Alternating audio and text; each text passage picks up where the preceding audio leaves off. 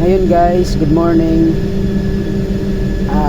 Yung gawin natin ngayon is mag-program tayo ng para smoke detector. Dahil nga ito nga nag-alarma gawa ng marumi na yung smoke detector natin.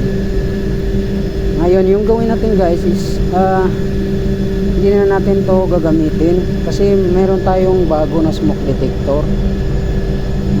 Gawin lang natin ito is i-program. So ngayon, paano natin i-program? Ngayon, i-program natin yung pang-program na sa smoke detector. I-on natin. Ngayon, alamin natin guys kung totoo ba to na zone to smoke number 3. Kung number 3 ba na smoke. Ngayon, i-search natin yung address. Insert natin dyan. Yan. Insert natin, tapos search address. So search address kung number 3 ba siya. So ngayon nakita natin na ang address niya is number 3 tong luma, yung marumi. Ngayon palitan natin to, tapos i-program natin yung isa na bago sa number 3 na smoke detector.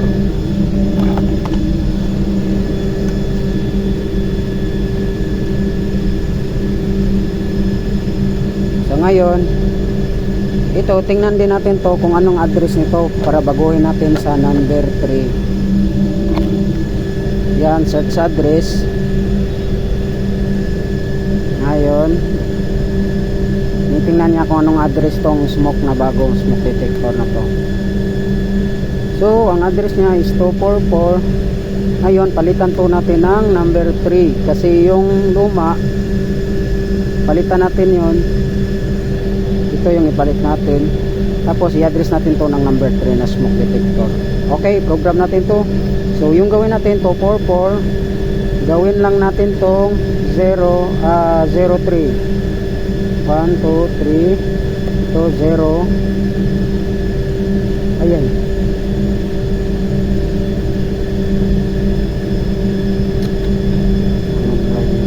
zero. Ito rin 0, 4. Okay, 003. Then set address. Pag ma-okay na tong set address natin, ibig sabihin mag-ilaw yung kulay green na light indicator. Number 3. Yun, okay na kasi umiilaw na yung light indicator natin na green. So ngayon, kung nakaset address na sa number 3 para malaman natin, i-confirm natin kung number 3 na siya, i-off muna natin yung power nito, tapos i-on natin ulit mamaya. Okay, i-on natin. So ngayon naka power on na siya. Ngayon itong bago na to, sinet natin to sa address na number 3 na smoke detector. I-confirm lang natin kung na-set na ba to. Na-set na ba to? Sige, i-search address natin.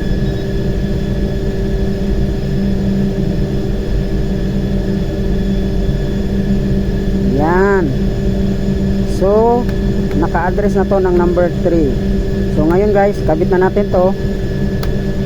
Kabit na natin to sa incinerator zone 2 smoke number 3. Bago to, bago. Ngayon, i-off natin to.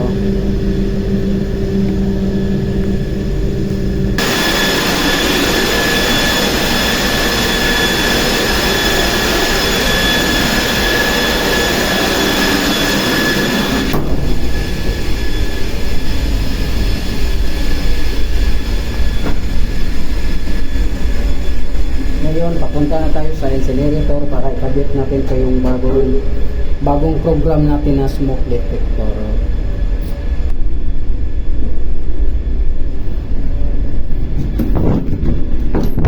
Ang lakas ng hangin.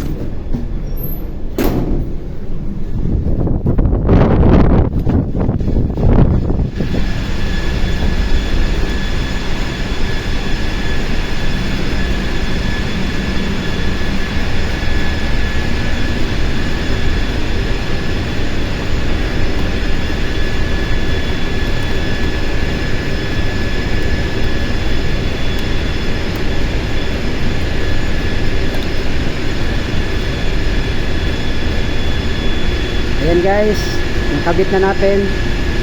Naka-test mode kasi ito kaya nag-blend siya. Ayan. Ngayon guys, bakit ito nag-iilaw? Ginawa ko kasi bago to tinanggal, ilagay ko sa test mode yung smoke detector natin dito sa incinerator para inisan sana natin kung bago-bago pa pero medyo luma na kaya nag-program tayo ng bago. So ngayon punta naman tayo sa bridge para i-reset na natin yan. Ito yung incinerator namin. Ito yung incinerator.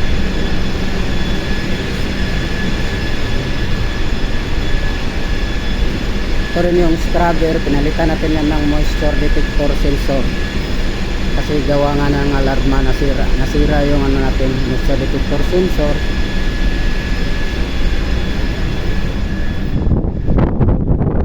Ngayon punta natin tayo sa bridge para i-reset na natin. So kami dito sa Tangermet.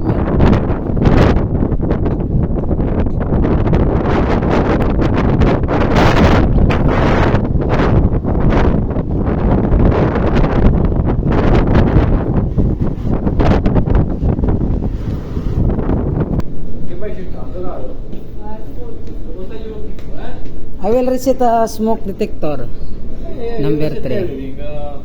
Okay.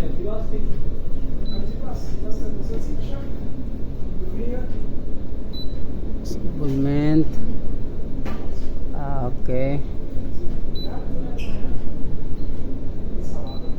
Less disablement. 1. Okay. Yun, na-reset na.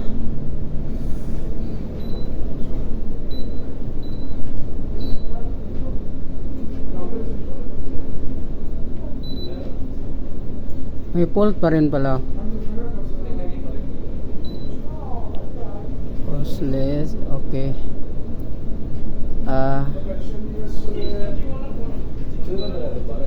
Okay. Nawala na. Yun, na-reset na guys. Ito si kaibigan nating Wilbert, yung pangmalakasan. Ayos talaga. Okay.